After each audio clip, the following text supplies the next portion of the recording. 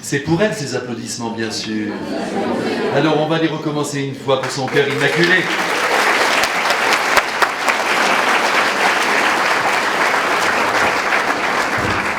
Alors vous savez que hier soir, j'étais devant la fontaine, vous savez, là-bas derrière la maison, derrière l'hôtellerie, j'étais tranquillement assis, puis là, il y avait un petit garçon qui était là, qui a 9 ans, je lui ai demandé son âge, il était là tranquille, et je lui ai demandé bien sûr, est-ce que tu es heureux?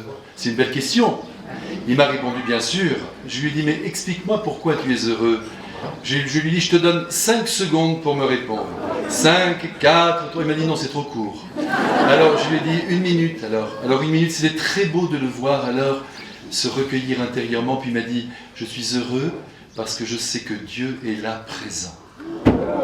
À 9 ans. Alors on l'applaudit celui-là aussi. Hein. Alors voyez, le Seigneur est vraiment avec nous, il est ici, présent. Je voudrais vraiment que vous ayez cette certitude intérieure. Je sais bien sûr que vous avez la foi, mais très souvent c'est un peu conceptuel. Avoir la foi, et j'aime à le redire, parce que si cette réalité descend bien en vous, vous êtes sauvés, vous pensez qu'en ce moment même où je vous parle, Dieu notre Père, son Fils Jésus, dans l'Esprit Saint, la Sainte Vierge et tous nos défunts, accompagnés de tous les anges, sont dans un coin du monde, on ne sait pas où, dans une galaxie qui nous échappe, et ils sont là, ils nous attendent pour la vie éternelle. Et en même temps, c'est ça qui est merveilleux, ils sont avec nous, tout proches, à côté de nous. Un très grand saint, qui n'est pas encore canonisé, parce que tous les saints ne sont pas canonisés, qui s'appelait le Père Lamy, qui était un prêtre merveilleux, qui a travaillé à la Courneuve, dans une banlieue très difficile de Paris, où il s'est occupé d'un très grand patronage avec des enfants complètement abandonnés, souvent orphelins.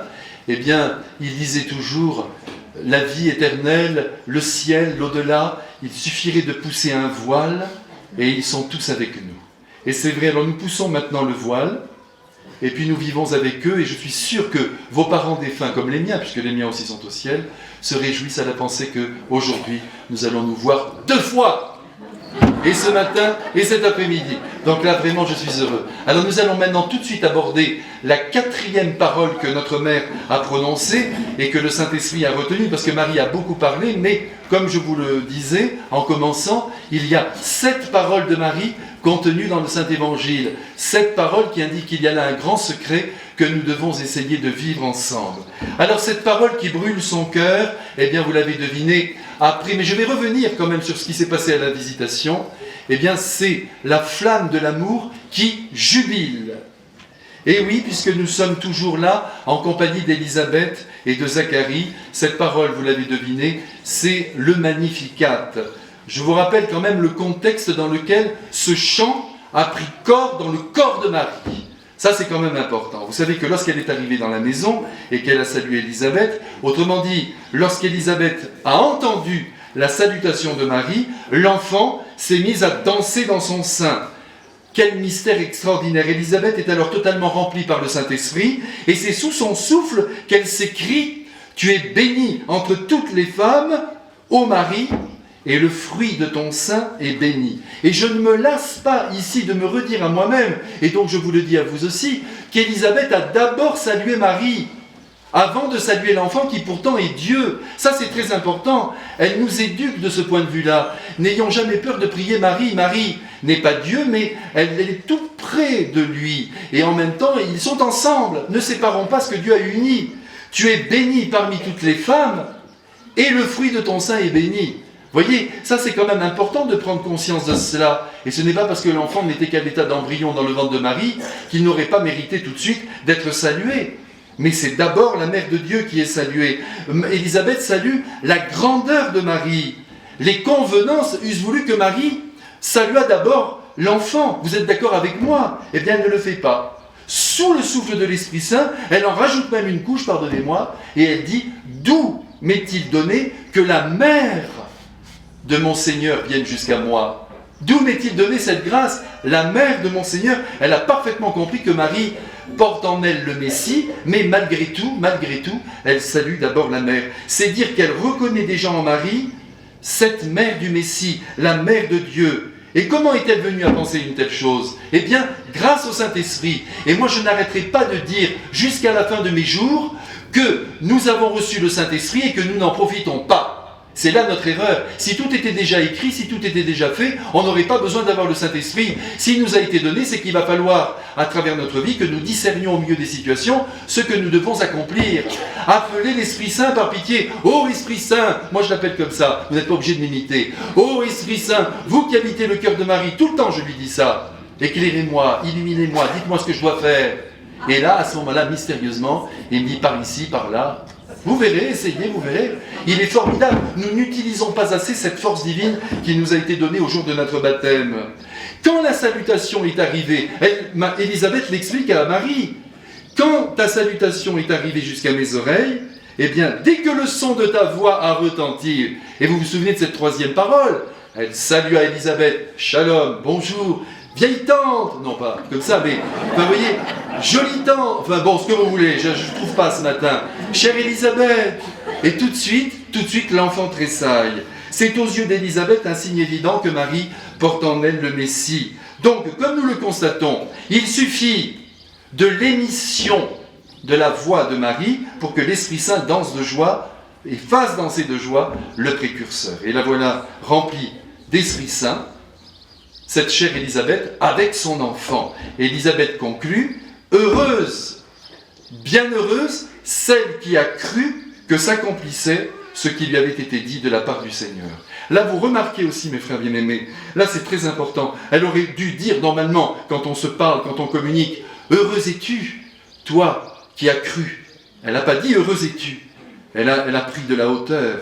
Elle a voulu solenniser cette parole et que toute l'Église ne l'oublie pas jusqu'à la fin du monde. Heureuse, elle lui parle à la troisième personne. C'est la mère de Dieu, ne l'oubliez pas. Même si elle est toute simple, même si elle est notre mère, elle reste une créature tout à fait unique. Heureuse, celle qui a cru. Comme c'est beau, cette manière de parler. Et non pas heureuse es-tu. Non, heureuse, celle qui a cru. Voyez cette densité qu'il y a dans les paroles d'Élisabeth. Voyez si Élisabeth c'est déjà beaucoup de choses. Elle salue là même la foi de Marie, cette foi immense, heureuse, celle qui a cru. Parce que je vous rappelle que la foi, c'est d'adhérer profondément dans l'obscurité à ce que Dieu nous dit. Marie n'a pas parfaitement compris avec l'intelligence humaine ce que signifiait ce qui lui était demandé, il faut bien le dire. Parce que Marie a grandi dans la foi tout au long de sa vie, mais déjà sa foi est extrêmement puissante. Heureuse es-tu, bienheureuse, celle qui a cru. C'est une forme vraiment solennelle. Il semblerait qu'Élisabeth sache également, déjà, qu'un message a été donné à Marie. Elle le sait, comment l'a-t-elle su ? Elle imagine peut-être même que c'est un ange qui est venu. En tout cas, elle semble bien au courant de la situation. Mais ces femmes-là, sont des grandes mystiques. Elles ont des lumières immenses. Si Padre Pio lisait dans les âmes, si, je ne sais, moi, Don Bosco avait un don de double vue aussi, mais il est certain que Marie, qu'Élisabeth, qui sont les plus grands saints de l'histoire, avaient des grâces particulières qui leur étaient réservées. Et là, nous voyons la densité de leur vie mystique. C'est l'œuvre, c'est ça la vie mystique, de l'Esprit Saint en elle. Si vous vous livrez à l'Esprit Saint, vous devenez tous des grands mystiques. Nous, c'est la seule chose d'ailleurs qui est intéressante ici-bas, c'est de mener une vie mystique, c'est-à-dire, oh les belles lumières, vous voyez la vie mystique, ça c'est clair, hein, c'est quand même inouï, c'est là qu'on voit quand même qu'on est suivi. Qui est-ce qui a appuyé sur le bouton ? C'est notre sœur qui est complètement mue par le Saint-Esprit. Et c'est beau ça. Eh bien, voyez, ce qui est merveilleux, c'est que après toutes ces éloges que la Sainte Vierge va recevoir de sa cousine Élisabeth, et c'est rare parce que souvent en famille, comme Jésus a pu le dire, nul n'est prophète. Vous le savez bien, vous n'avez pas beaucoup de pouvoir sur vos enfants, sur votre père, sur votre mère. C'est très difficile en famille. On vous connaît sous toutes les coutures, on a l'impression que vous ne pouvez rien apporter de nouveau. Ne vous formalisez pas. Essayez d'aller plus loin. En famille, laissez intervenir d'autres personnes. C'est mystérieux. Tandis que là, comme ce sont des êtres vraiment déjà profondément évangéliques, puisqu'ils sont en train d'écrire l'évangile, profondément mus par le Saint-Esprit, eh bien, ils s'aiment, ils se disent les choses. Vous voyez comme c'est beau même de pouvoir dire à quelqu'un « Mais tu as bien agi ». On n'est pas assez généreux avec nos compliments. On a toujours peur. C'est pas bon, parce qu'on a l'impression que le bonheur de l'autre va nous enlever un petit bonheur à nous. On a l'impression que la réussite de l'autre va bloquer la nôtre. Mais on est fous. Il faut tout de suite encourager. Vous avez un de vos amis qui fait quelque chose de très beau, tu sais, c'est... Mais sans exagération, et surtout parce que vous le pensez, c'est merveilleux ce que tu as fait. Vraiment, je suis fier de toi. Quelqu'un a écrit un petit livre, par exemple. C'est pas facile d'écrire des livres. Bravo, bravo! Tu es passé dans cette petite émission, ou je sais pas quoi, où tu as été formidable, quelqu'un m'a dit que tu avais été merveilleux, les enfants de l'école dont tu t'occupes t'aiment beaucoup. Mais ça encourage! Il faut le faire, tandis que là, tout le monde reste muet. Personne ne bouge, personne ne se félicite, et on croit que tout le monde progresse. Nous ne progressons que par l'amour et par les encouragements que nous recevons. Un papa, une maman qui sont capables d'encourager profondément leurs enfants, là, regarde, c'est merveilleux ça. Vous connaissez Jean Guiton? Non. Alors écoutez, Jean Guiton, c'est un très grand professeur de philosophie qui a enseigné dans plusieurs grands lycées parisiens et qui a fini à l'Académie française. Bon, c'est comme ça. Eh bien, Jean Guiton, qui était un grand chrétien, qui était un ami d'ailleurs de Marthe Robin, eh bien, quand il était au tout début professeur de philosophie, et je sais qu'ici il y a au moins deux grands professeurs de philosophie, donc je le leur dis au passage, comme je ne peux pas leur dire directement, je n'ose pas, j'en profite. Hein, eh bien, au début, quand il était au lycée, je crois, Henri IV à Paris, qui était un lycée prestigieux, eh bien, il avait l'habitude de souligner en rouge, c'est lui qui le raconte, tout ce qu'il y avait de mauvais dans la copie, dans la dissertation. Il disait, voyez, là, c'est vraiment incomplet, ça n'allait pas. Et comme c'était des élèves très motivés, ils suivaient tout de même. Parce que quand on aime son maître, et qu'on nous fait une petite remarque, c'est parfait. Donc il soulignait le passage défectueux. Et puis un jour, il a eu une idée, parce qu'il est chrétien, très chrétien. Il a dit, je vais entourer maintenant le passage prometteur. Alors avec son stylo rouge, il a entouré le passage prometteur, et il disait, là, vous avez été extraordinaire. Les résultats étaient énormes. Les copies flambaient. Non mais c'était merveilleux. C'est comme ça que nous devons vivre. Entourer le passage prometteur, pas toujours mettre le doigt sur ce qui ne va pas. Regardez comme Élisabeth est merveilleuse avec Marie. Bienheureuse celle qui a cru. Pourquoi tu viens vers moi, mais tu es merveilleuse, la mère du Seigneur. Regardez comme elle l'encourage. Et Marie est tellement heureuse qu'elle va jubiler. Et elle va se mettre à chanter, car la voix de la Sainte Vierge est tout à fait unique. Elle est unique dans son être, dans sa sensibilité. C'est la sensibilité qui chante, il ne faut pas croire. C'est pas que les cordes vocales, croyez-moi. Hein, vous voyez, il faut vraiment prendre conscience que c'est, si vous voulez, vous savez, un jour, je me souviens, j'étais à Paris, ça vous embête pas toutes mes petites histoires? Bon. Mais on m'a dit, il faut que vous buviez, de l'eau, bien sûr. Alors, il faut que je vais essayer de boire. Mais pendant ce temps, je vous raconte, non mais baissez la tête quand je bois, car je ne veux pas... Non mais tout à l'heure. Alors donc, je connaissais une professeure de piano et en même temps une très grande professeure de chant qui avait été l'élève, suivez-moi bien, de l'élève de Franz Liszt. Vous voyez, elle n'était pas jeune. C'est vrai que moi non plus. Bon, alors, donc, si vous voulez, j'allais chez elle, elle était merveilleuse, une femme. Son fils était mort à Auschwitz. Elle était juive, et autrichienne. Une femme extraordinaire. Elle m'a beaucoup marqué. Je n'ai jamais su son âge, elle a bien fait, elle ne me l'a jamais dit. Elle était très âgée, ça c'est sûr. Je l'ai jamais vue debout. Elle était toujours assise à son piano, mais alors quand je passais par la porte, c'était toujours une élève qui ouvrait la porte. Si je n'allais pas tout de suite vers elle pour l'embrasser, elle le vivait très mal. Tout de suite, c'était elle d'abord, elle avait raison. C'est aussi de l'éducation. Alors je laissais tomber toutes ces filles qui étaient là, et j'allais jusqu'à elle, et là c'était un merveilleux moment, elle m'embrassait, et puis ensuite je chantais, puisque c'était un peu mon métier ces années-là. Et alors là, je chantais, elle me faisait quelques petites remarques, mais toujours des remarques très intelligentes, bien sûr, très inattendues.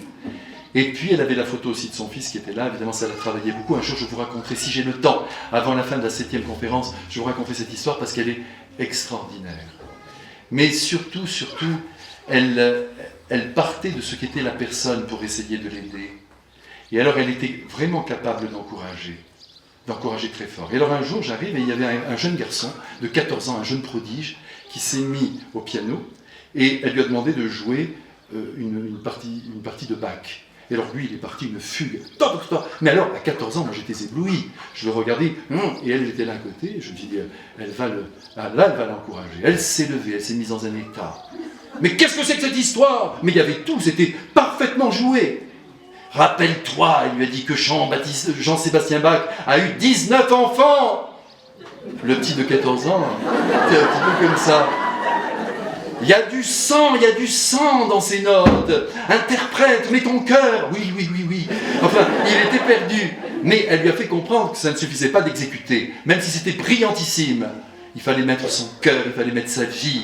Et là, elle l'a vraiment, d'une certaine manière, encouragé très profondément. Et c'est comme ça, je l'espère, parce que vous savez, là, nous faisons une petite retraite ensemble. Hein. Donc, vous voyez, je m'arrange au milieu de toutes ces paroles de Marie, de vous dire le maximum de choses. Mais pas parce que je suis meilleur que vous, mais parce que je me le redis à moi-même en vous le disant. C'est une petite technique que j'ai trouvée.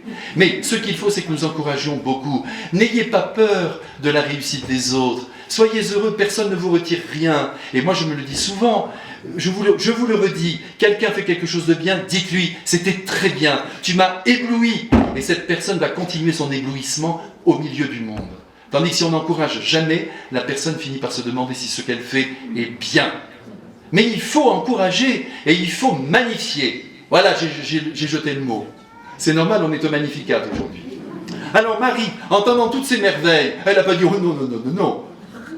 Elle aurait pu dire « Oh non, mais qu'est-ce que tu me dis là, ça va pas du tout, ça me fait beaucoup. » Pas du tout, elle a tout accepté. Elle a tout reçu. Et à ce moment-là, s'est-elle mise à genoux? Est-elle restée debout? S'est-elle tournée vers le soleil? Je n'en sais rien. Mais là, elle a chanté son Magnificat avec une voix. Vous l'avez jamais entendue, sa voix? Moi non plus. En tout cas, une voix splendide. Vous verrez au ciel, on chantera avec elle, avec les anges, et vous serez émerveillés. Mon âme, qu'a-t-elle dit? Mon âme magnifie le Seigneur. Là, vous voyez, on a employé une traduction, nous on dit exalte. Alors du verbe exaltare en latin, mais exaltare, ça veut dire élever. Mon âme magnifie le Seigneur, élève Dieu. Elle le place comme au pinacle. Alors c'est une traduction qui est pas mal, mais qui ne nous dit pas grand-chose, il faut bien le dire. Mon âme exalte le Seigneur, ça ne vient pas tout de suite à l'esprit, vous ne trouvez pas?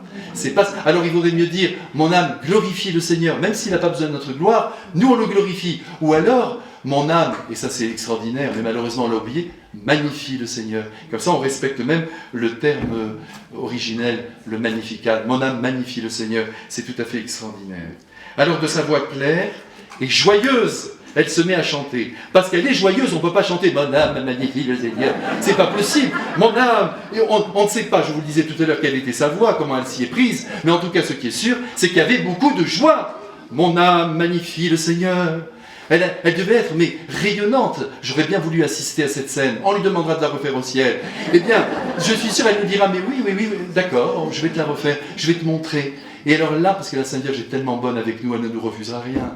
Et donc elle a chanté, elle a jubilé avec toute sa voix claire, mais très très très joyeuse. Pourquoi est-elle joyeuse?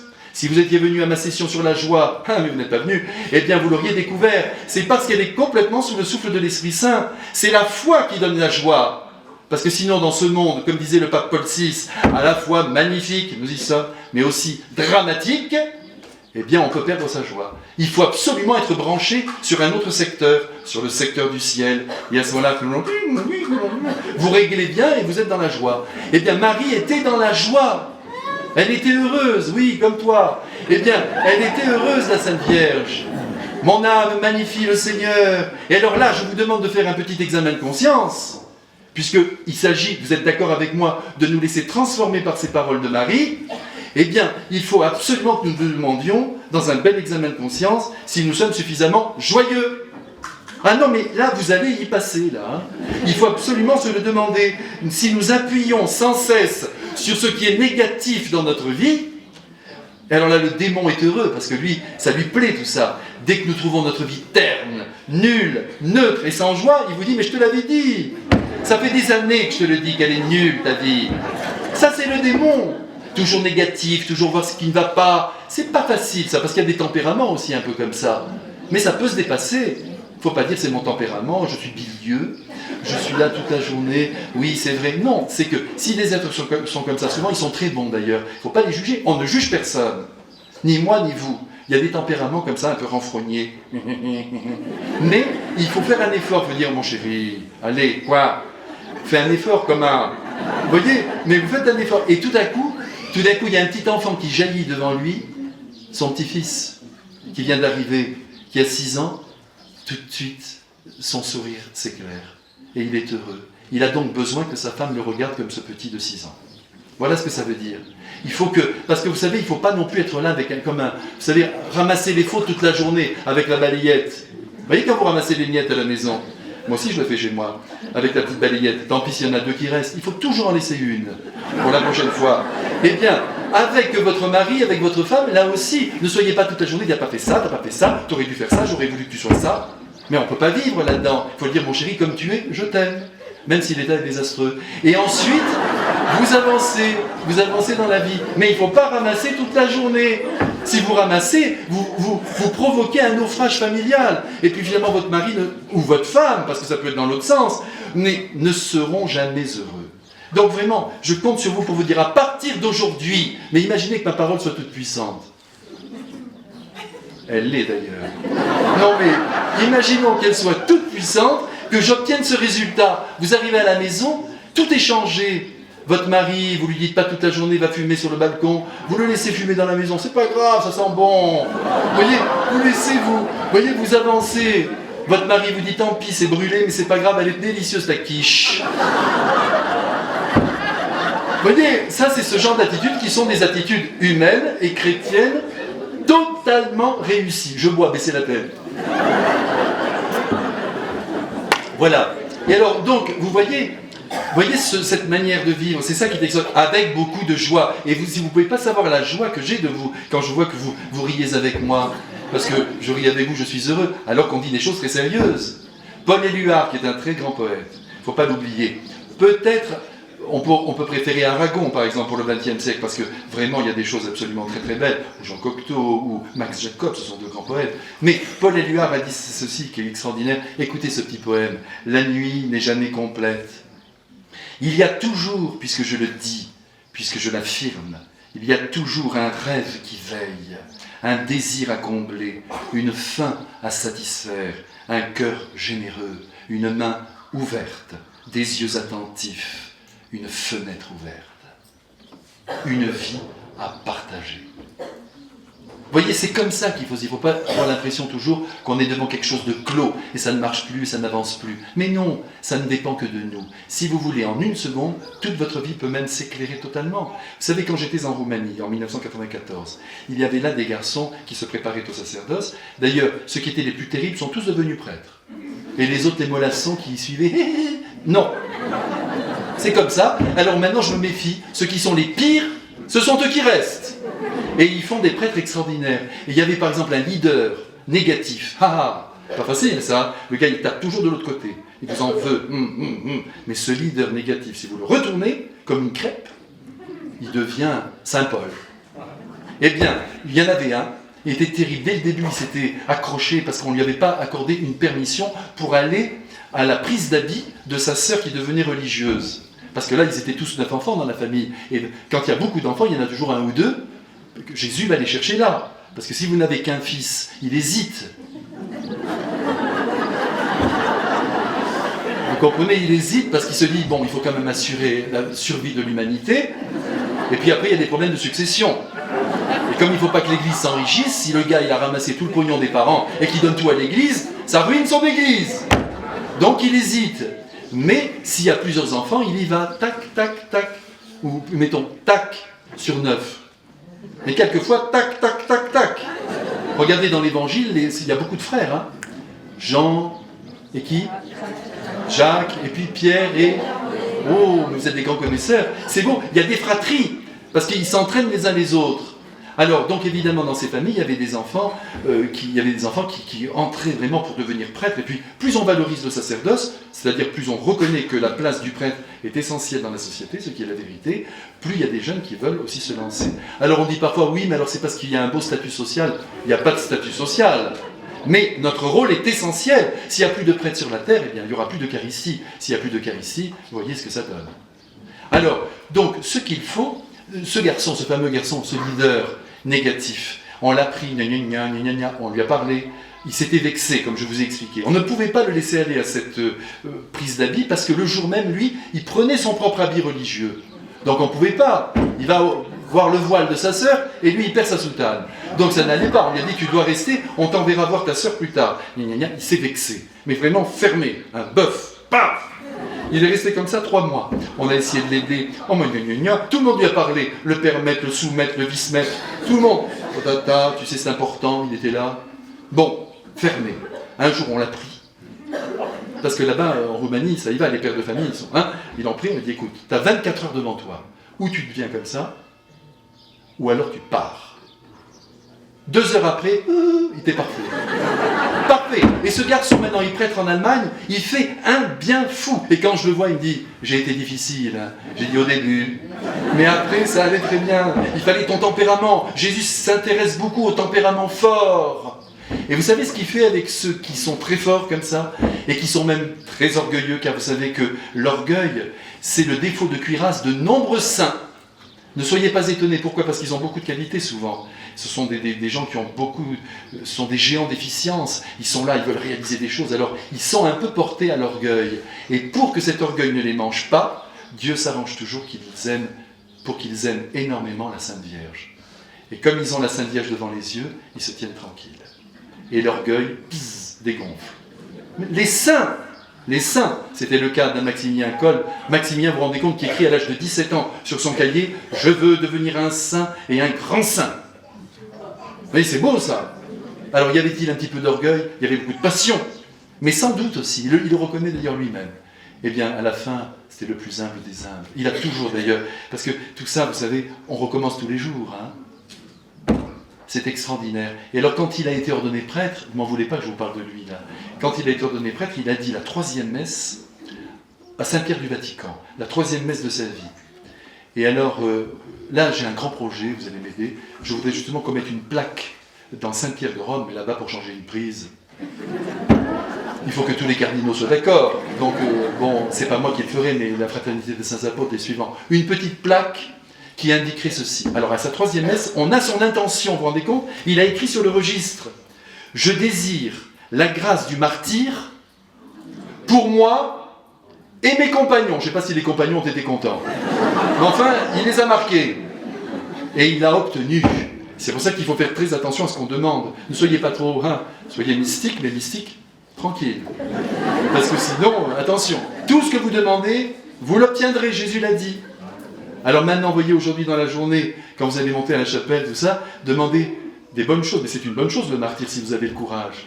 De toute façon, que vous vouliez ou non, ça va arriver. Il suffit d'attendre. Mais peut-être pas notre génération, mais la prochaine, vous allez voir si l'Église va être vigoureuse. Surtout ce sang qui va tomber. Et ça continue. Regardez nos frères les chrétiens d'Orient. Allez, il ne faut pas qu'on les oublie. Ils sont très courageux. Et quand nous, on a nos petits problèmes, parce que le vide d'ordure s'est coincé, eh bien, dites-vous, ils sont en train de se faire décapiter là-bas. Et là, tout de suite, oh, comme il est beau ce vide d'ordure. Tout est parfait, c'est magnifique, il est bouché, c'est très bien. Non, mais vous voyez ce que je veux dire ? Il faut quand même relativiser nos affaires. Alors, vous voyez, ce qu'il faut surtout, c'est veiller donc sur notre joie. Mais on veille sur la joie. Dès le matin, dès qu'on se lève, on se dit attention, même si c'est difficile. Par exemple, il y a des personnes le matin, il ne faut pas leur parler. Elles sont comme ça, je ne vous apprends rien, peut-être vous êtes levé la main, ceux à qui il faut pas... Non. Eh bien, je ne préfère pas parce qu'il va y avoir une marée. Non, mais le matin, quelquefois, par exemple, la femme n'aime pas parler, il ne faut pas parler. Tartine, confiture. Juste quelques mots comme ça, un tout petit peu. Mais, en même temps, il faut se dépasser. Tout de suite de la joie. Moi, quand je vois un père de famille le matin, j'en connais un. Mais s'il y en a un, c'est qu'il y en a beaucoup d'autres. Eh bien, il se lève le matin, il est là, il se rase, il est heureux comme tout. Il arrive dans la cuisine, tout le monde est abattu. Ça leur met un moral à 0, les autres. Enfin, il arrive, il est heureux, quelle belle journée. Allez, les enfants, allez, les gosses, avec le chocolat partout. Allez, les enfants, soyez heureux. Regardez comme c'est beau, on est vivant. Ça les agace un peu, mais en même temps, ils adorent leur père. Parce qu'ils se rendent compte qu'il a cette énergie, cet enthousiasme, parce que la joie suscite la joie. Même si on n'est pas bien, on a besoin de cette joie. Alors à partir de demain, chocolat partout. Je compte sur vous.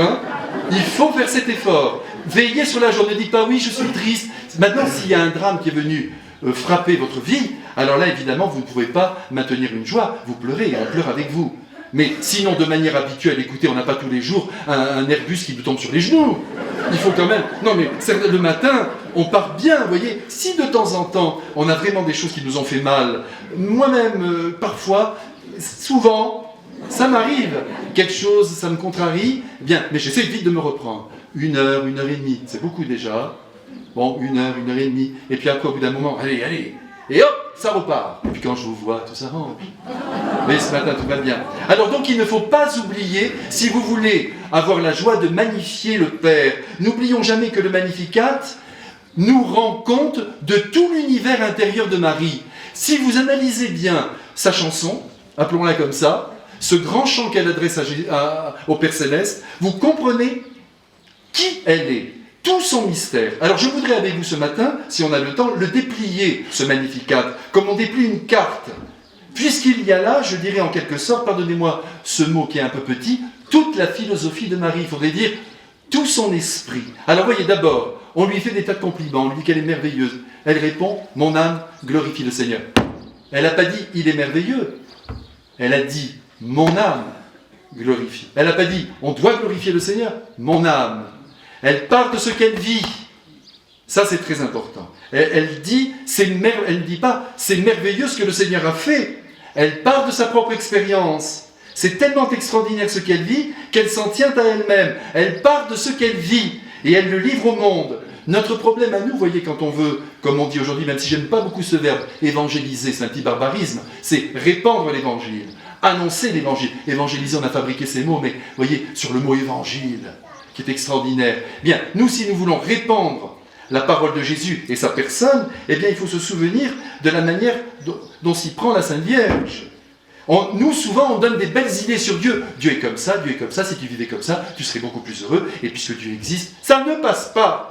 Vous savez ce que sont de grands théologiens, de grands prédicateurs, tels que Lacordaire, Bossuet. Ce sont des gens qui ont converti des gens à travers ce qu'ils ont dit, mais ça n'a pas converti toute la France. Lorsque Lacordaire était à Notre-Dame de Paris, il avait 7000 personnes devant lui. C'était le grand spectacle, hein, parce qu'à ce moment-là, il n'y avait pas de télévision, donc on venait volontiers à Notre-Dame de Paris. On savait qu'un grand prédicateur allait s'exprimer, puis Lacordaire, avec si vous voulez, sa manière d'être aussi, sa puissance spirituelle, et puis quand même un don tout à fait particulier oratoire, eh bien, il ravissait les foules. Il y avait Victor Hugo, Lamartine, Chateaubriand, tout le monde était au premier rang. C'était un spectacle, je me souviens très bien, quand mon professeur me le disait. Voyez-vous, hein? Et alors donc, eh bien, Lacordaire, mais il n'a pas converti toute la terre. Mais pourtant, c'est grandiose, et quand vous lisez ses conférences ou alors ses prédications, vous êtes émerveillés. Et alors évidemment, lui, qui était aussi, sans doute, porté vers l'orgueil, lorsqu'il avait terminé, qu'il était adulé, il descendait dans l'allée centrale, tout le monde voulait toucher Lacordaire, parce que, non, mais sa parole était un acte humain parfait. Eh bien, qu'est-ce qu'il faisait? Il allait rue de Vaugirard, au couvent des Carmes, et il se faisait accrocher dans la crypte sur une croix, et on le flagellait au sang. Et son meilleur ami, ça a été très critiqué, on disait qu'il était malade, il n'était pas malade, c'était son temps. C'était son temps, c'était comme ça. Il pensait qu'il fallait contrebalancer cet orgueil qu'il ressentait devant sa réussite en ressemblant à Jésus physiquement. Alors on le fouettait, et tout le monde disait il est déséquilibré. Non. Son meilleur ami disait, le père Chocarne, lui savait seul ce qu'il lui fallait. Mais c'était un lyrique aussi, vous voyez. Il y a des êtres qui sont lyriques, il y en a d'autres qui ne sont pas du tout lyriques. Et en plus, c'est le siècle. Vous voyez, par exemple, avant de mourir, on ne peut pas dire qu'avant de mourir, on va faire une comédie.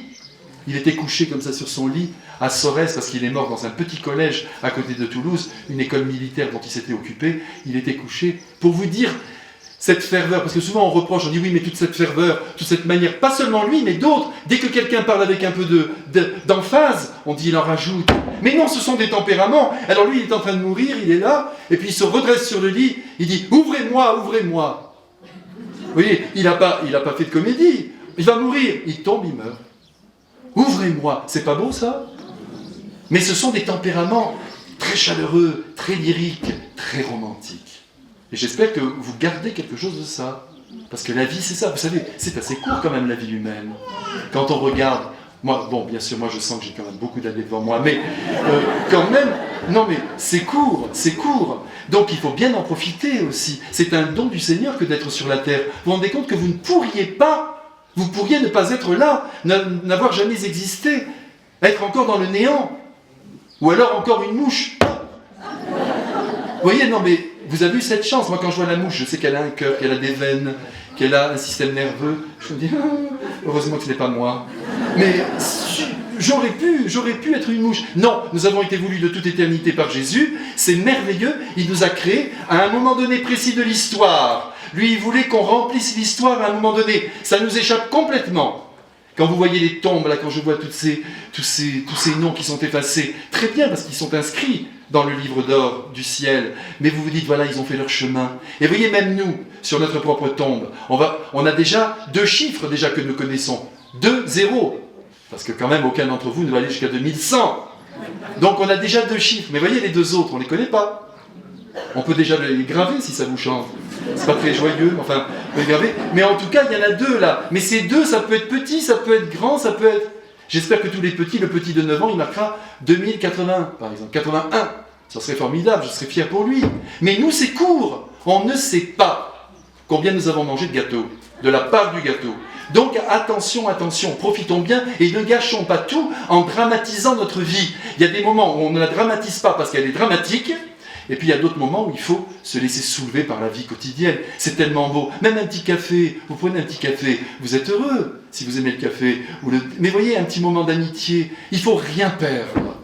Et essayez de vivre tout avec intensité, car le bonheur, c'est l'intensité. Et voyez toute cette intensité qu'il y a dans le Magnificat. Alors, elle dit, la Sainte Vierge, mon âme, glorifie le Seigneur, mon âme. Alors quand vous êtes avec des gens qui n'ont pas la foi, ne leur dites pas Dieu est ceci, Dieu est cela. Il ne faut pas donner des idées sur Dieu. Il faut dire si tu savais comme je suis heureuse ou heureux. Pourquoi ? Parce que j'aime Jésus. Ne dites jamais je suis pratiquant, je suis croyant. Ah bon, très bien, moi non. Vous dites moi j'aime Jésus, j'aime Jésus. Mais tu ne le vois pas Jésus. Vous voyez tout de suite, vous allez avoir des questions. Ah si tu savais comme il est merveilleux. Il vous regarde, s'il dit rien, c'est gagné. Parce qu'il va arriver chez lui, il va dire, tu sais, j'ai rencontré Caroline, elle m'a dit que Jésus était merveilleux. Il lui dira, peut-être même un peu en souriant à sa femme, mais en même temps, il y aura quelque chose qui sera passé. Il faut toujours faire comme ça. Il faut partir de sa propre expérience. C'est par le témoignage de vie, c'est par notre joie, notre gentillesse, j'y reviens, par notre amour, notre manière de faire, que nous touchons les cœurs et que les cœurs se tournent vers Dieu. C'est pas ce qu'on dit sur Dieu. Parce que je vous le dis aujourd'hui, en France, vous me croyez ? Oui. Eh bien, moi, laissez-moi vous dire, vous me croyez ? C'est bien parce que je suis rassuré. Eh bien, on n'a jamais eu autant de théologiens et de jeunes prêtres formés magnifiquement. Jamais autant. Des docteurs en théologie, des docteurs en exégèse, des spécialistes de la famille, des spécialistes de la morale. Énorme ! Et attention, ils se donnent du mal et il les faut. Mais il n'y a pas beaucoup de conversions. Parce que ce ne sont pas par les idées que le Christ passe, mais par la démesure de l'amour, par le témoignage de votre vie. Quelque chose de très simple, vous voyez, mais de très bon.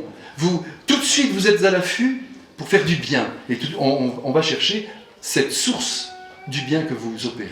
Et à ce moment-là, on rencontre Dieu.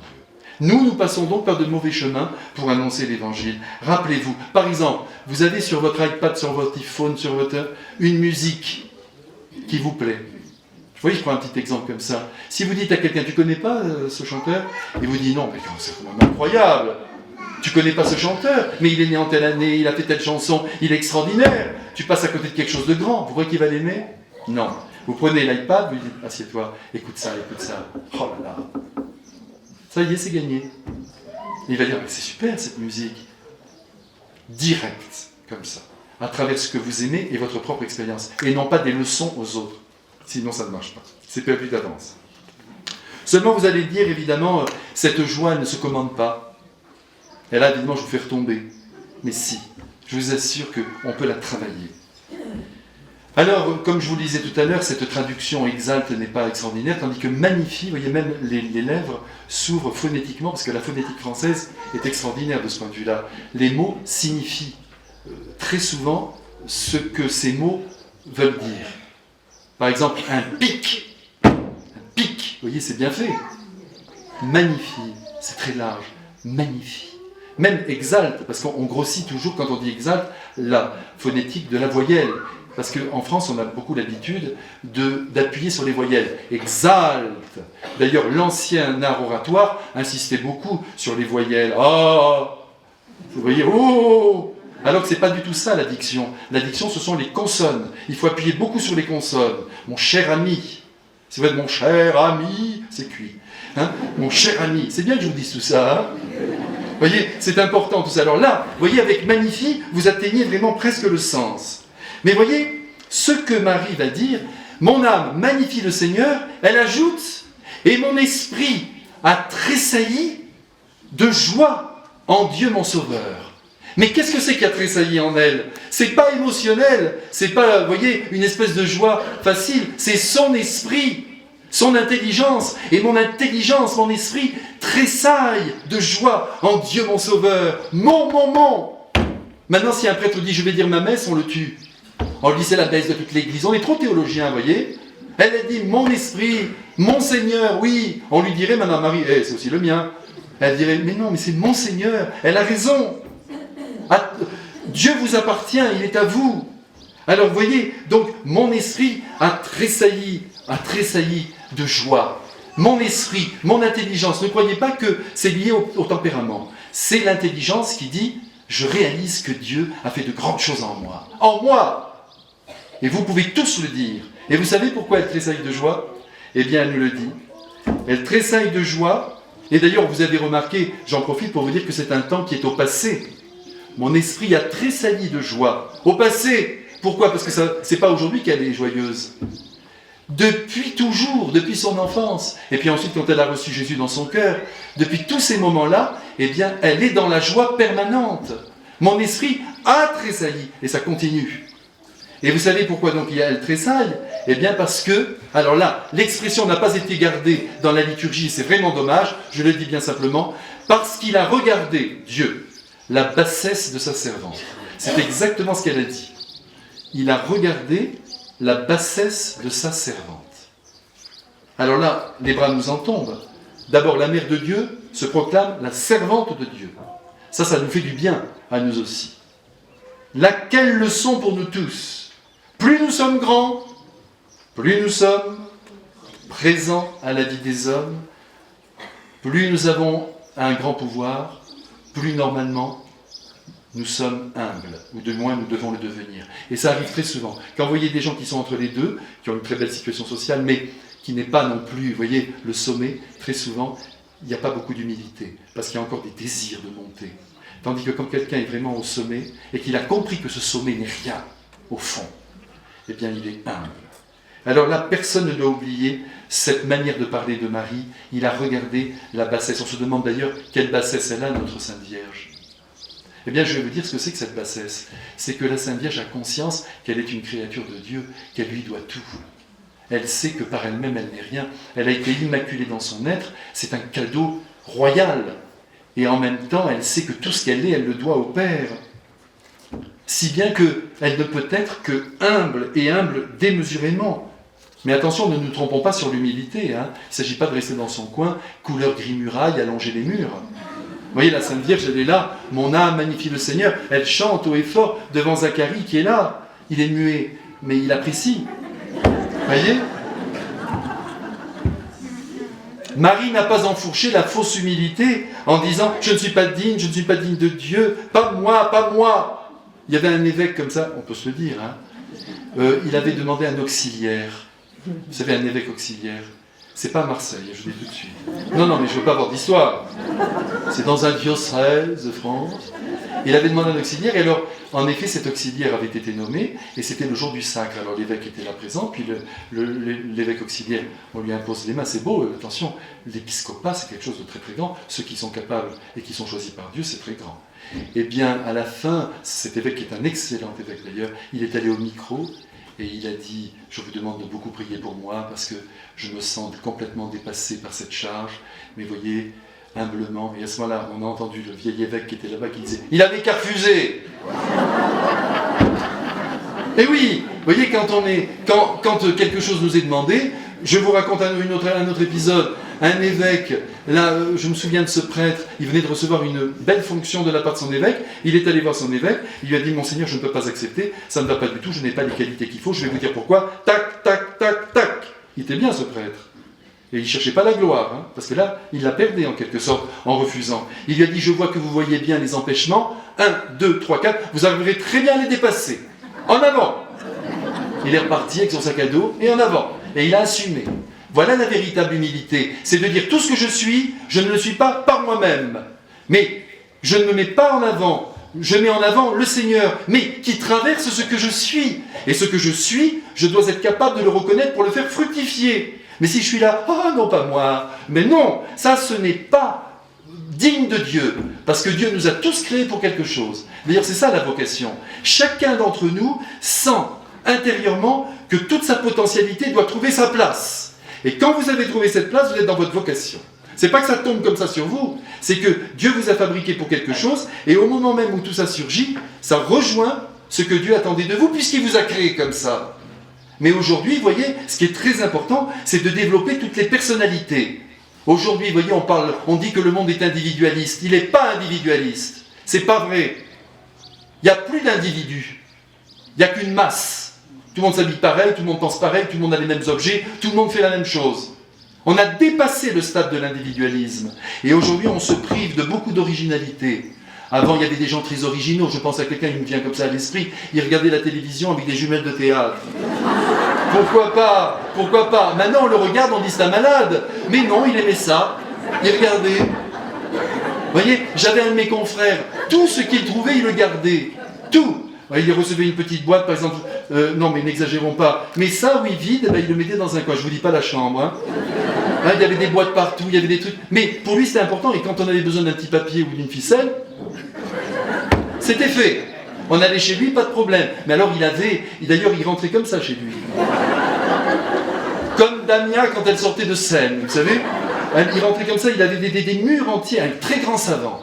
Très, très grand savant. Alors, il y avait des frères qui venaient le voir et qui disaient, écoutez, mon père, peut-être qu'il est temps de vous séparer de tout ça. Et alors, lui, il le vivait assez mal. Écrivez, il lui disait, les frères, un joli livre sur Saint-Joseph. Et puis tout le reste, à la bibliothèque. Non, mais ça va pas, non? Il était là, puis tenez, mordicus, hein. Il a bien fait, et il est mort au milieu de ses cartons. Eh bien, cet homme-là, on disait, oui, il est maniaque, Il y a 30 ans, on disait de lui, c'est un conservateur. Il aime tout garder, et tout le monde riait un petit peu. Tandis que maintenant, on vous met des noms de malades. Vous avez des pathologies. Alors, donc, vous voyez, on se prive d'une grande originalité aujourd'hui. Marie est très originale. Les apôtres sont très originaux, je vous assure. Ils ont chacun leur style. Et aujourd'hui, il faut éviter tout clonage, puisque nous sommes contre. Il faut que chacun exprime ce qu'il est. Très simplement, au sein des familles, auprès des... Mais c'est bien, et on s'habille comme on veut, et on avance comme ça, et c'est beau. Vous voyez, de l'originalité, de la personne. Dieu, paraît-il, parce que les discours sont toujours là, défend la personne. Mais après, concrètement, il faut qu'aucune tête ne dépasse. Alors qu'en fait, il faut que les têtes dépassent. C'est très important. Je me souviens d'un confrère, il était très original. Et alors, tous ceux qui vivaient avec lui ne l'étaient pas du tout. Donc il disait toujours, je suis comme une fleur rouge au milieu d'un bouquet blanc. Et alors, évidemment, c'est pas facile, hein. Une fleur rouge, bouquet blanc. Et alors, il m'avait dit qu'il avait parlé au Seigneur, et le Seigneur lui avait dit, si tu voyais comme le bouquet est beau, reste comme ça, c'est magnifique. Et c'est comme ça qu'il faut être. Vous voyez, avec ce grand désir d'être soi. Quand vous aidez un être à être lui-même, vous avez réalisé l'œuvre de Dieu. Parce que nous sommes tous uniques. Vous savez que nos ADN sont différents. Il n'y en a pas deux de semblables. Il faut aussi que, dans le concret de notre vie, nous ayons une manière de vivre tout à fait différente les unes des autres. C'est pour ça que quand on commence à critiquer les uns et les autres, parce que soi-disant ils ne sont pas dans le grand chemin, c'est mystérieux. Il faut laisser faire. Dieu reconnaîtra les siens. Alors, vous voyez, par exemple, vous attendez à la caisse du supermarché, on y revient, parce que j'y vais tous les jours, à Franprix. Baissez la tête, je bois. Eh bien, à Franprix, donc tout d'un coup, il y a deux personnes qui vous passent devant pour acheter un pamplemousse. Là, vous vous énervez.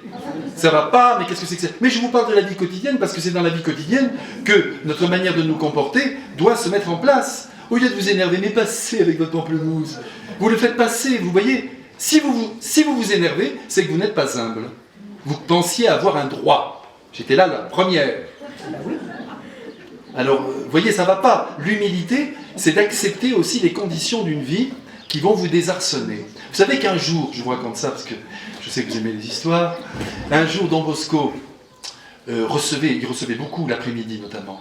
Alors, il y avait des gens qui venaient de tout le Piémont et même de toute l'Italie pour venir le voir, parce que c'était vraiment un prêtre extraordinaire. Et alors, il y avait des tas de gens qui faisaient antichambre, qui attendaient, là, il y avait 10, 15 personnes, quelquefois beaucoup plus que ça, 30 personnes, et puis ils étaient serrés, puis alors, chacun son tour. Là, il n'y avait pas le truc comme chez le poissonnier, mais là, il fallait faire attention. Et alors, Don Bosco, ce qu'il aimait faire, il y avait le bureau de Don Bosco, puis devant cette salle d'attente, si je puis dire. Et Don Bosco, il passait par la salle d'attente. Et alors, parce qu'il était très joyeux, Don Bosco. Hein. Alors là, d'ailleurs, toutes les confessions qu'il faisait, à la fin, il allait très vite pendant les confessions. Et à la fin, il disait, sois joyeux. Si allegro, en italien ça rend mieux. Si allegro, sois joyeux. Et tout le monde repartait comme ça. Ah, il était formidable. Quand quelqu'un se présentait un jour, après je vous raconte la fin de l'histoire, il y a un petit qui s'est présenté à lui, qui est devenu bien heureux d'ailleurs. Il est arrivé avec 3 cahiers de péché. Il est arrivé devant lui, il avait peut-être 10 ans. Don Bosco, je suis tellement content de vous connaître. Je vais vous lire. Vas-y, lis. Alors il a commencé, il a lu le premier cahier. Don Bosco a pris les autres, crac, crac, il a tout déchiré. Il a dit, ça suffit là. Paf, paf, paf. Absolution.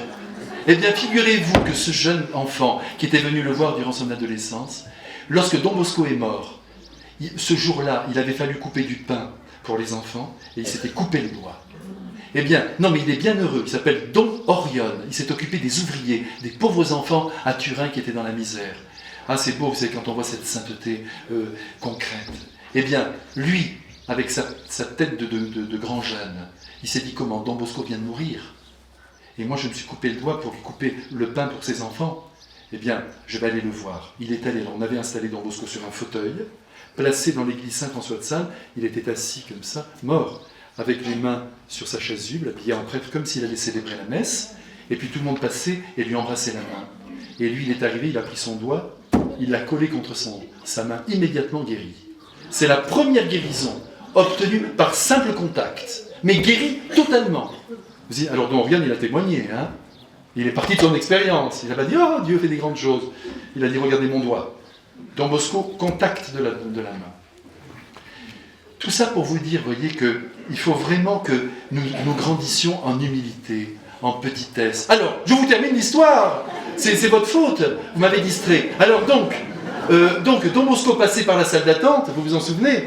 Il passait, il aimait bien faire ça. Il passe par la salle d'attente, tout le monde attendait. Il bousculait un peu. Laissez-moi passer. Un prêtre, quoi. Comme s'il était un prêtre. Alors, ah non, vous n'allez pas passer. J'attends depuis 1 heure. J'attends Don Bosco. Mais je suis Don Bosco. Ça commençait bien, hein, la rencontre.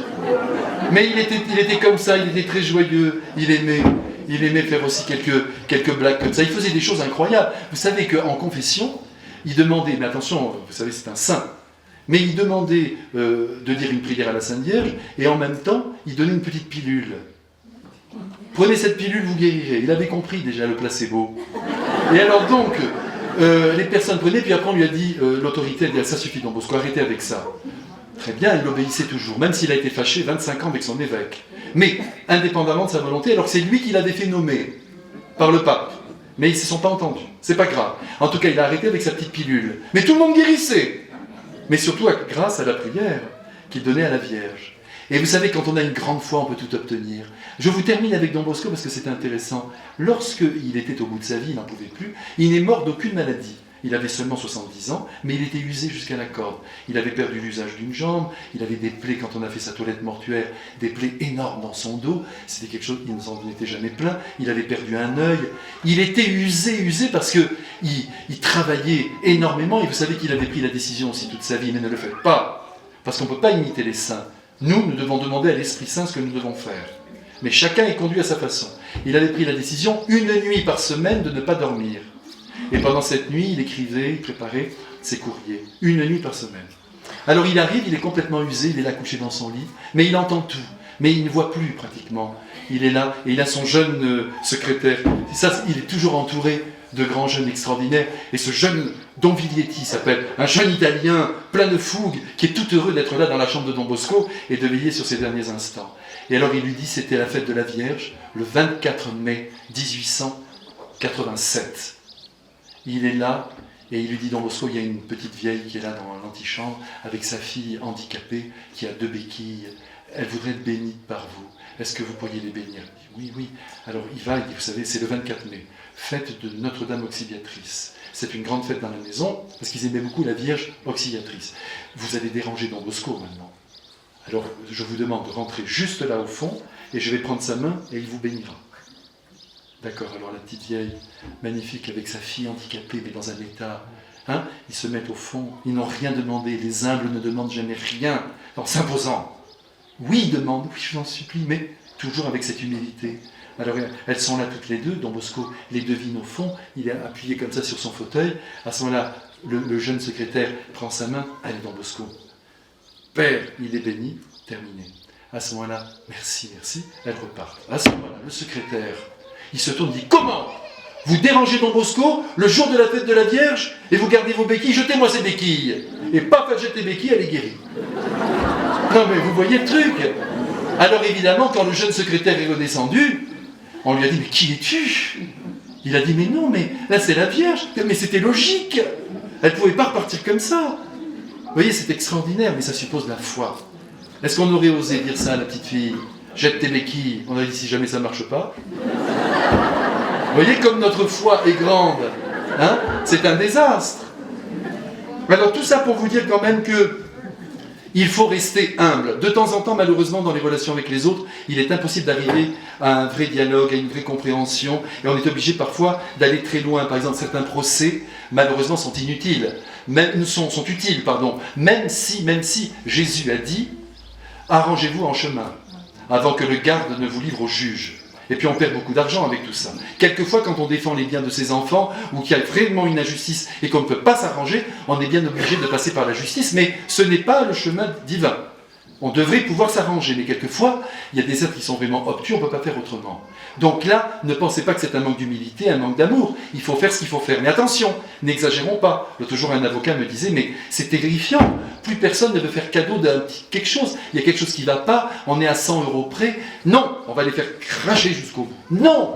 Il faut qu'on ait quand même cette magnanimité, vous voyez, et qu'on comprenne qu'on est sur la terre, pas non plus pour préserver un patrimoine qui d'ailleurs, 100 ans après, au pire, au pire, finira en salle des ventes. Parce que quand vous voyez tout ce qui est dispersé en salle des ventes, ce sont des meubles qui ont été astiqués pendant des années. Quel bonheur, comme tu es beau. Et ben voilà, maintenant, hop, à la salle des ventes. Parce que le petit-fils, ça lui dit rien d'avoir la commode 18e estampillée de sa grand-mère. Bon, il dit, qu'est-ce que c'est ça? Je préfère aller chez Ikea. Et alors à ce moment-là, il balance la commode. Que vous avez bien, vous voyez, même les maisons de campagne, je le vois, des maisons de campagne merveilleuses, on les a beaucoup aimées, nos parents ont vécu dedans. Mais à la 3e génération, ça leur dit plus rien, les arrière-grands-parents avec la petite maison. Ils disent, vendons-la. Alors sur le lit de mort, je te demande, ne vends jamais la maison. Hein? Et le lendemain, bonjour les agences. C'est nous. Vous voyez? Donc, ne nous attachons pas de manière excessive à toutes ces réalités et restons surtout dans une grande humilité tout au long de notre vie en acceptant que ce que nous aimons, les autres ne l'aiment pas et puis d'essayer de comprendre la situation des autres. Il faut donc, quand on est très humble, coopérer avec Dieu. Il ne faut pas ne rien faire. Il y a des gens qui sont très humbles, ils disent, écoutez-moi, je ne suis pas intervenu par humilité, j'ai cru bon de rester sur le bord du trottoir et donc, je ne suis pas responsable. Ben ça, c'est affreux. Parce que la vraie prudence, vous voyez, même la prudence, comme l'humilité, ce n'est pas de ne rien faire. Ah, moi, je suis prudent, hein. Non, la vraie prudence chrétienne, c'est, je regarde à droite, je regarde à gauche, et je traverse. Mais je traverse. J'agis. Je coopère avec Dieu. Je ne suis pas là, moi, non, moi. Hein. J'étais là, moi, j'ai rien vu. Hein. Non, il faut vraiment se dire, on est là pour agir. Et notre humilité, c'est justement de dire, je coopère avec Dieu. Il m'a demandé de faire une grande chose, oui, je l'ai faite. Alors on ne se glorifie pas, on glorifie Dieu. Mais en même temps, on est heureux d'avoir été choisi par Dieu. Comme Marie a été heureuse. Vous savez que cette notion de mérite, on dit parfois on a des mérites. C'est pas facile à définir. Quel mérite nous avons? On est né comme on est né, avec nos facultés intellectuelles que nous avons, l'intelligence, la volonté, la mémoire, l'imaginaire. Tout ça, ce sont des dons. Quand quelqu'un s'attribue à lui-même les recherches qu'il a réalisées, c'est qu'il n'a rien compris. Il est dépendant de Dieu qui lui a tout donné. Et s'il est très humble, il le reconnaît. S'il s'attribue à lui-même une recherche, il se trompe complètement. Et d'ailleurs, les êtres en deviennent ridicules. Quand on voit certains, mais ça peut être nous, certains jours, et moi qui vous parle, se gonfle le torse, j'ai fait ceci, j'ai fait ça. Un jour, Maximilien Kolb est arrivé à Venise. C'est un frère qui l'a vu qui me l'a dit. Il avait 17 ans, il en avait 90 quand je l'ai connu. Et maintenant, il est là-haut et il m'écoute. Eh bien, il m'a raconté que les jeunes l'attendaient beaucoup. Il était très critiqué par son ordre. Très critiqué, parce qu'il ouvrait des chemins nouveaux. Et tout ce qui est nouveau fait peur. C'est bien connu. Alors que Bergson, c'est un des plus grands saints du XXe siècle. Eh bien, ils avaient dit, les garçons, pour juger de ce qu'il était, on va voir combien de fois il dit « je ». Vous voyez, c'était pas sympa de se dire ça, parce que quelquefois on ne fait pas exprès, je. Eh bien, il me disait, pas une fois. Il disait, nous avons fait ceci, nous avons fait cela, dans le couvent, nous avons... C'est magnifique. Ça, c'est Maximilien.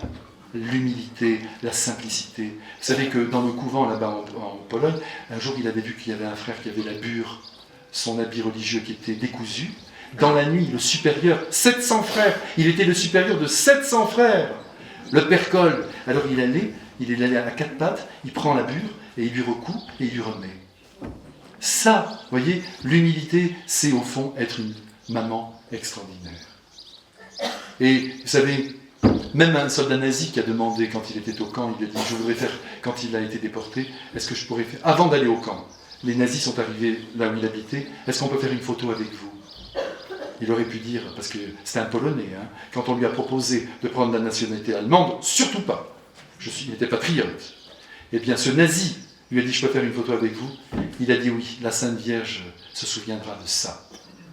Et il a accepté d'être photographié avec ce nazi. Ça, ce sont des êtres, vous voyez, qui dépassent tout, mais d'une très, très, très, très grande humilité. C'est ça qui compte. Alors nous devons malheureusement travailler notre humilité. Alors de temps en temps, Dieu voyant qu'on ne la travaille pas assez, il nous humilie, pour que enfin on baisse un peu la tête.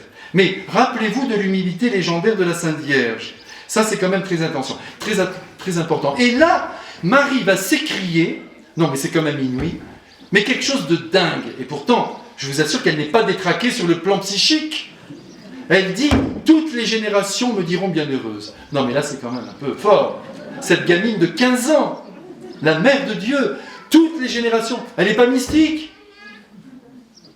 Elle est mystique. Et en même temps, elle voit tout. Elle dépasse le temps. Toutes les générations me diront bienheureuse. Et il y avait un grand prédicateur à Notre-Dame qui s'appelait le Père Montsabré, qui était un gars, aussi ça vibrait, les voyelles.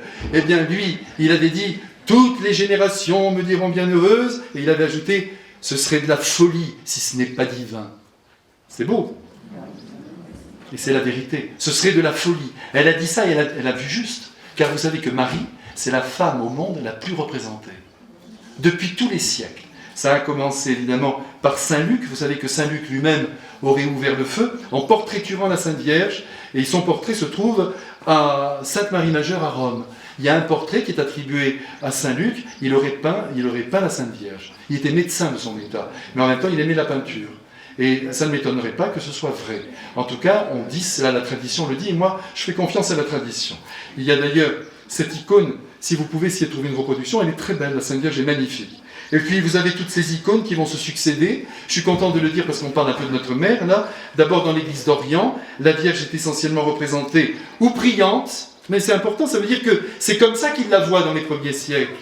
Ou priante, ou alors en majesté, ou alors remplie de miséricorde. Elle est aussi bien souvent celle qui montre le but à atteindre, et ce but, bien sûr, c'est son Fils. C'est pourquoi souvent vous verrez que la main droite de la Sainte Vierge est très très longue, très grande, un peu démesurée, pour bien montrer son Fils. Puis il y a toutes ces icônes où la Sainte Vierge a le menton de Jésus collé vraiment contre elle. C'était absolument extraordinaire. Et vous voyez, les artistes ne se trompent pas. Il faudrait évoquer ensuite toutes les représentations de Marie au cours des temps, mais on n'en a pas le temps. Marie est la femme, en tout cas, la plus glorifiée du monde. C'est le résultat de la prophétie de Marie. Si les générations la disent bienheureuse, c'est pourquoi, elle le dit, toutes les générations me proclameront bienheureuse, à cause de Dieu qui a fait en elle de grandes choses. Alors là, les choses sont claires. Elle est bienheureuse parce que Dieu a agi en elle. Ici, on remarque bien, c'est Marie qui est bienheureuse. C'est Marie qui va être vénérée par le monde chrétien, parce que c'est sa personne dont Dieu s'est emparé pour faire de grandes choses. Vous voyez, on dit toujours, il faut tout ramener à Dieu. Oui, mais à travers les personnes. Vous aimez votre grand-mère, pas parce qu'elle est merveilleuse avec vous, mais parce que c'est votre grand-mère. Attention à ça, ça c'est très dangereux, parce que c'est trop conceptuel. On ne reconnaît plus la coopération entre l'homme et Dieu. Et d'ailleurs, quand on coopère bien avec Dieu, Dieu nous reconnaît un certain mérite. Vous comprenez ? C'est quand même la personne humaine qui agit Encore une fois, elle ne rapporte pas à elle-même la gloire, elle la rapporte à Dieu, mais Dieu se sert de cette médiation. Don Bosco, c'est Don Bosco. Et d'ailleurs, au procès en canonisation, décidément, je ne pensais pas vous parler autant de lui aujourd'hui, mais ses élèves qui étaient devenus prêtres, ils ont dit, à un moment donné, tout le clergé de Turin l'a lâché, parce qu'ils avaient peur de son côté, avec toute cette jeunesse perdue qui était à ses trousses. Ils se sont dit, qu'est-ce que c'est que cette façon-là de faire? Donc, tout le clergé de Turin l'a lâché. Eh bien, ces jeunes ont dit, nous sommes restés, non pas pour la vocation, mais pour Don Bosco. Et ils sont tous devenus prêtres. Et ils ont réalisé des œuvres magnifiques. Mais ils étaient attirés par ce prêtre, qui représentait pour eux quelque chose, attention, quelque chose, un petit aspect de ce qui était notre Seigneur Jésus-Christ. Vous voyez, c'est ça qui compte. Alors, il faut faire très attention parce qu'il faut donner sa place à la médiation humaine. C'est pourquoi vous avez tout à fait le droit d'admirer une personne. Alors aujourd'hui, tout le monde a, je n'ai pas dit d'idolâtrer, mais d'admirer une personne. Vous admirez votre tante, votre oncle, votre père. Mais c'est beau. Moi, quand un enfant me dit, moi, mon père, je l'admire. Mais il n'y a pas d'amour sans admiration. Il faut, quand vous n'admirez pas quelqu'un, vous ne pouvez pas être là et le regarder. Vous sentez que quelque chose est mort. Mais dans l'église, c'est pareil, partout c'est pareil, il faut admirer. Et donc, en admirant, l'amour grandit. Et tout ce que cet être transporte, vous voulez l'avoir, parce que vous l'admirez. Il faut accepter cela, vous comprenez? Ne croyez pas, quand on croit que l'éducation va se faire comme ça, pourquoi ça ne marche pas à l'école? Parce qu'il n'y a pas de rapport humain. On dit, il faut faire ceci, il faut faire cela, c'est bien de penser comme ça, comme si. Et alors là, c'est vraiment, il faut penser comme ça, à l'école. Heureusement qu'il y a des parents derrière qui récupèrent. Mais s'il y avait des maîtres, quand vous aimez votre maître, vous savez, ne croyez pas que je sois nostalgique du passé, mais il y avait quand même des personnalités qu'on admirait. Eh bien, quand vous admirez, vous voulez imiter. Et en imitant, au début vous imitez, puis ensuite vous finissez par trouver votre propre manière de faire. Mais ça repose sur un exemple, sur un modèle. Pourquoi l'Église donne des saints? On dit on n'a plus rien à craindre, ils sont morts. Donc ils sont saints, d'accord? Mais en attendant, de leur vivant, ils ont suscité et des combats, et des rejets, et des admirations. Si vous admirez même vos prêtres dans vos paroisses, et moi je vous invite à le faire, votre curé de paroisse, mais dites-leur, vous êtes à notre service, c'est bien, vous nous donnez l'Eucharistie, mais enfin on n'est pas des distributeurs de sacrements. On est des êtres humains qui avons essayé de donner notre vie à Dieu avec beaucoup de limites, mais quand même 24 heures sur 24. Il faut que si vous voulez beaucoup recevoir de vos prêtres, il faut beaucoup les admirer. Vous leur dites, je vous admire mon père. Et si vous dites, oh non, vous dites, vous avez qu'à refuser votre charge. C'est très important, je bois baisser la tête. Voyez, vous rencontrez un professeur qui est merveilleux, mais c'est sensationnel, vous vous mettez à son école, et vous l'admirez, et si dans son humanité, quelque chose de grand se dégage, mais c'est formidable, dans son humanité. Le rayonnement des saints, vous savez ce que c'est? Quand Mère Teresa passait quelque part, elle vous mettait les mains sur la tête. Personne n'a oublié cette pression. Je me souviens d'un garçon là, extraordinaire. Mais vraiment, il y avait 600 volontaires en Inde, à l'aéroport de Calcutta. Mère Teresa allait s'occuper du noviciat. Elle passe, elle se souvient de ce garçon, je ne sais, mais il sortait de l'ordinaire. Il est marié maintenant, il a 6 enfants. Mais il sortait vraiment du lot. Je ne sais pas ce qu'il lui a pris. Elle s'est tournée, elle a dit en anglais à une sœur, où est, je ne vous dis pas son prénom, mais où est-il? 600. Lui, j'ai cru qu'il allait tomber raide mort. Vite, Mère Teresa te demande. Il est arrivé, elle s'est mise devant lui, elle l'a pris. C'est l'humanité. Vous vous souvenez même de Jean-Paul II, comment ça vibrait, hein? C'est pas Dieu t'aime. C'est vraiment Dieu t'aime. Elle l'a prise, elle lui a posé ses mains comme elle faisait. Quand elle dédicaçait ses livres, elle mettait toujours que Dieu vous bénisse. C'est ce que je vais mettre maintenant, ne vous plaignez pas. Que Dieu vous bénisse. Et après, elle a pris sa croix. Sa croix, elle lui a épinglé sur son t-shirt et elle lui a dit pour que tu ne l'oublies jamais. C'est un beau... Et elle lui a donné un livre de prière qui était réservé aux sœurs. Alors il a eu une vie simple, une vie très simple. Aujourd'hui, c'est un bon père de famille avec 6 enfants, mais alors il se donne vraiment à fond. Et il pense toujours à ce grand moment de grande humilité de la part de Mère Teresa, et puis de tout ce qu'on reçoit justement, parce que lui restait toujours dans son coin. Mais attention, il travaillait au mouroir, donc tous les jours, puis il faut voir, et il a rencontré sa femme là-bas d'ailleurs. Il travaillait au mouroir, il ramassait les excréments dans les draps. Il faut voir, après, près des morts, il veillait, c'est lui qui les préparait, à 23-24 ans. Non, vraiment des êtres, mais voyez, humbles, mais qui travaillent, qui ne cherchent pas de gloire humaine, mais qui finissent par être glorifiés par l'entourage, comme je vous le dis là maintenant. C'est pourquoi, je vous en supplie, admirez-vous les uns les autres. Voyez, on est beaucoup trop, vous le sentez dans ce que je vous dis qu'il y a une déficience. On est chacun dans son petit univers là, et puis, comme je vous disais, tout le monde pense la même chose, et puis on veut que personne ne soit différent, ça ne va pas. Admirez les personnes, les professeurs, tout d'un coup même un historien que vous voyez à la télévision, un journaliste même qui sort un peu du lot, eh bien, vous dites, regarde, il est bien quand même cet homme, t'as vu Jean-Pierre Pernaut, au Trésor, il sort quand même un peu du lot, Jean-Pierre Pernaut, hein? Vous voyez, il est comme il aura peut-être ses limites, mais pourquoi vouloir toujours que les êtres soient d'une perfection absolue? Moi, quand je vois Jean-Pierre Pernaut, je le trouve, ben voilà, il fait chanter la France en montrant les petits pays, les petits villages, les artisans, c'est magnifique tout ça. Eh ben, remerciez Dieu, et de temps en temps, pour Jean-Pierre Pernaut, enfin Jean-Pierre Pernaut, c'est pas Saint-Jean-Pierre Pernaut, mais enfin, ou d'autres, vous vous tournez, et puis, je vous salue Marie, pleine de grâce pour lui, pour sa famille. Et quand il sera plus sur cette terre, il vous remerciera. Parce qu'on ne prie pas assez pour les artistes. Qui est-ce qu'il y a? Il faut dire la messe pour Jean Gabin, pour Lino Ventura, tous ces gens, Louis de Funès. Il faut penser à tous ces gens-là. Pourquoi ils sont là à notre service, ils nous apportent de la joie. Il faut qu'on réponde en disant la messe, en pensant à eux. Alors je compte sur vous. Vous voyez, comme je vous disais hier, l'humanité est une. Il faut vraiment qu'on se sente très unis dans une très très grande joie. Il faut que je continue. Alors donc, je vais vous raconter une dernière histoire. Quelle heure est-il, s'il vous plaît? 10h10 donc, hein, à 11h moins 10. Oh là, je m'arrête. Mais attendez, alors vous voyez donc ce fameux Magnificat qui est quand même un chant, mais n'ayez pas peur quand je vous dis cela, révolutionnaire. Parce qu'après Marie continue, il a fait tomber les puissants, il a relevé les humbles. Vous vous souvenez de ça? Il a relevé les humbles, il a renvoyé les riches, les mains vides, et il a nourri les affamés. Vous voyez, Marie, elle sent que Dieu va intervenir dans l'histoire.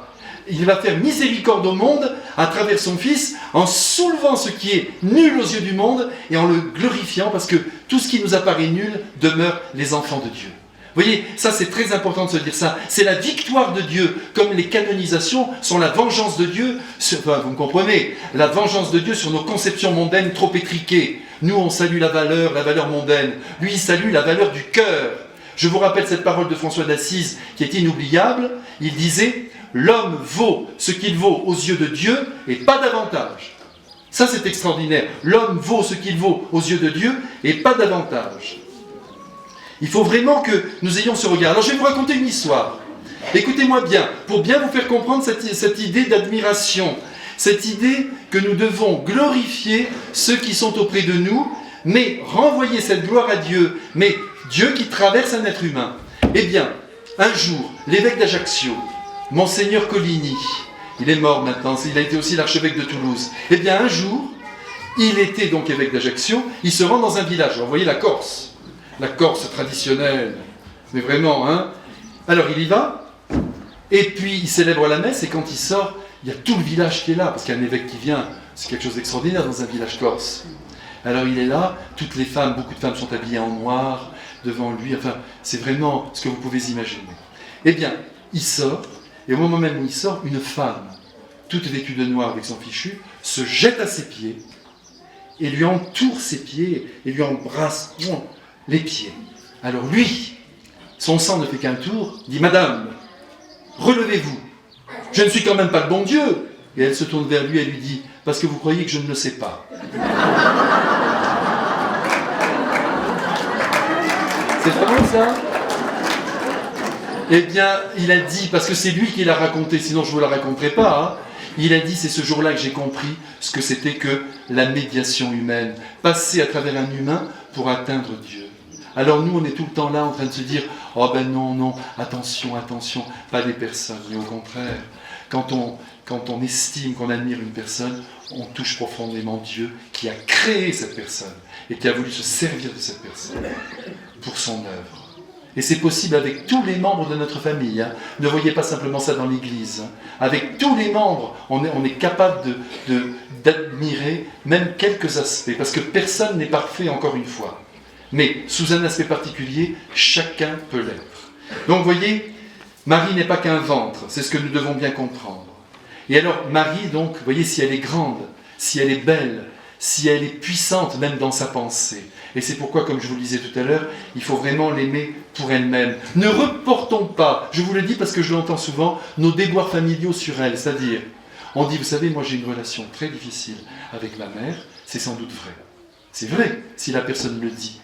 Moi, ma mère, ça a été très dur, je n'ai jamais senti l'amour maternel. C'est affreux. Mais pourquoi? Parce que peut-être cette maman, elle était blessée elle-même, elle n'avait pas reçu d'amour. On n'est pas là sur la terre pour chercher les coupables. On reste 80 ans. Mais enfin bon, on a la mère qu'on a. Quelquefois une mère très affectueuse, une autre fois une mère possessive, une autre fois une mère parfaite, une autre fois une mère absente. Chacun a ce qu'il a. Alors, certaines personnes disent, voyez, avec ma mère, ça n'a pas été, donc avec Marie, je suis gêné. Ça passe pas. Mais non, il faut arrêter tout ça, il faut prendre le réel. Il faut se dire, avec ma mère, ça n'a pas été. Elle n'a pas été apparemment formidable. Mais Marie, elle est merveilleuse. Donc je la prends, elle, comme maman. Et à partir de là, nous avançons. Et alors, à ce moment-là, vous ne partez pas de vous, de votre petit émotionnel, de votre propre histoire. Vous dites, Marie est tellement grande. Marie me l'a donnée, Jésus me l'a donnée pour compenser mon manque de mère. D'ailleurs, quand Don Bosco a perdu sa mère, c'était une femme, alors là, extraordinaire, une paysanne, illettrée, extraordinaire. Il est allé la chercher dans son village, il lui a dit, maman, il faut que tu viennes avec moi à Turin pour devenir la mère de mes enfants. Parce que tous ces gosses abandonnés, il leur faut une maman, il faut une femme. Et c'est la vérité, même dans nos climats ecclésiaux, il faut qu'il y ait des femmes. Regardez ici, je le dis bien simplement, même dans cette maison, la présence des sœurs, ça change tout. Parce qu'il y a cette note féminine, priante, qui est là, et qui équilibre. Sinon, nous les hommes, on est toujours secs. Vous croyez qu'il y aurait ce petit bouquet là? Sans les sœurs, impossible. Vous croyez que les lumières s'allumeraient au bon moment? Hein? C'est pas possible. Allez, on les applaudit, les sœurs.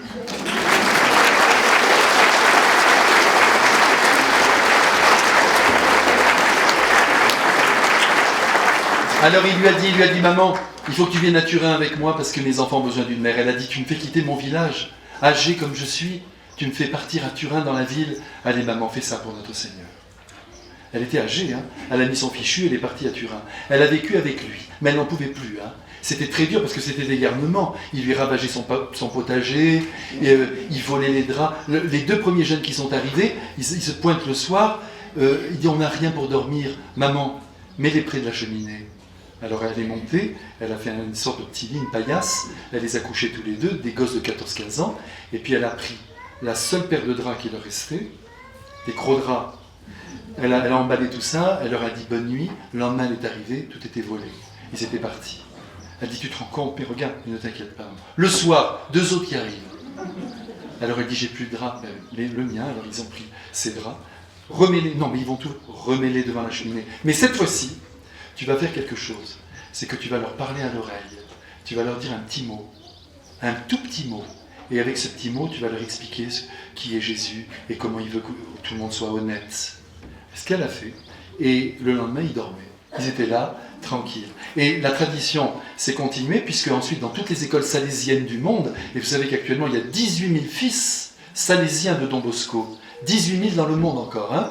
Eh bien, la tradition, c'est que dans toutes les écoles, le soir, il y a ce fameux mot du soir, où on dit un dernier petit mot avant la nuit pour que tout le monde se calme, et que tout le monde soit content. Et c'est d'ailleurs là que Don Bosco lui-même, après le faisant, il racontait ses rêves, ses grands songes, tout ce qu'il vivait. Mais je me perds, je reviens à sa mère. Un jour, elle lui dit, ça suffit. Moi, je peux plus. Jean, elle l'appelait Giovanni, le petit Jean, je peux plus. Laisse-moi rentrer au village. Je vais rentrer, je suis vieille maintenant. Qu'est-ce que vous auriez fait? Vous auriez dit, mais maman, je te comprends. On est comme ça, nous, maintenant. Hein. Bon, ne t'inquiète pas, je vais me débrouiller. Moi-même, j'aurais fait ça. Elle a enlevé le tablier, elle a dit, laisse-moi partir, je ne peux plus. Il s'est tourné, il lui a montré le crucifix, comme ça. Elle lui a dit, tu as raison. Elle a remis le tablier. Ça, c'est l'humilité, ça, c'est dépendre de Dieu. Vous voyez, pas partir de soi. Alors écoutez, nous découvrons évidemment à travers Marie que la miséricorde va être donnée au monde pour les plus pauvres, pour ceux qui ont besoin. Ça tombe bien parce que c'est de nous que je parle. Nous sommes heureux de recevoir cette miséricorde de la part de Dieu parce que nous, que voulez-vous, on est quand même gâtés par le Seigneur. Quelquefois on dit oui, mais nous les chrétiens, il n'y a pas que des chrétiens sur la terre. C'est vrai, Mais nous connaissons vraiment la fin de l'histoire et on voudrait vraiment la communiquer. On voudrait, quand on dit que toutes les religions se valent, faisons bien attention. Tout le monde prie le même Dieu, nous sommes d'accord. Mais tout le monde ne connaît pas le vrai visage de Dieu. Nous, on connaît son visage. C'est un visage d'amour, un visage de bonté, un visage de miséricorde et un visage de pardon. Donc, on voudrait révéler ça au monde. Ça ne suffit pas de croire en Dieu.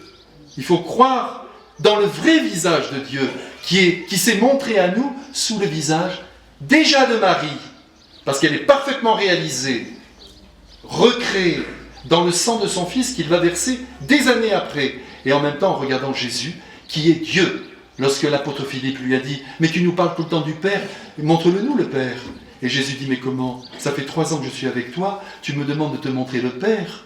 Qui me voit, voit le Père. » C'est comme ça, vous vous rendez compte la chance qu'on a de connaître Jésus et puis de recevoir maintenant son Eucharistie dans quelques minutes. Donc n'oubliez jamais ce Magnificat, n'oubliez jamais la joie qui enveloppe toutes ces pensées qui viennent du cœur de notre Mère, qui glorifie l'humilité, l'action de l'homme unie à l'action de Dieu, avec, vous voyez, cette volonté de servir au mieux avant de mourir, parce qu'encore une fois, ça va vite.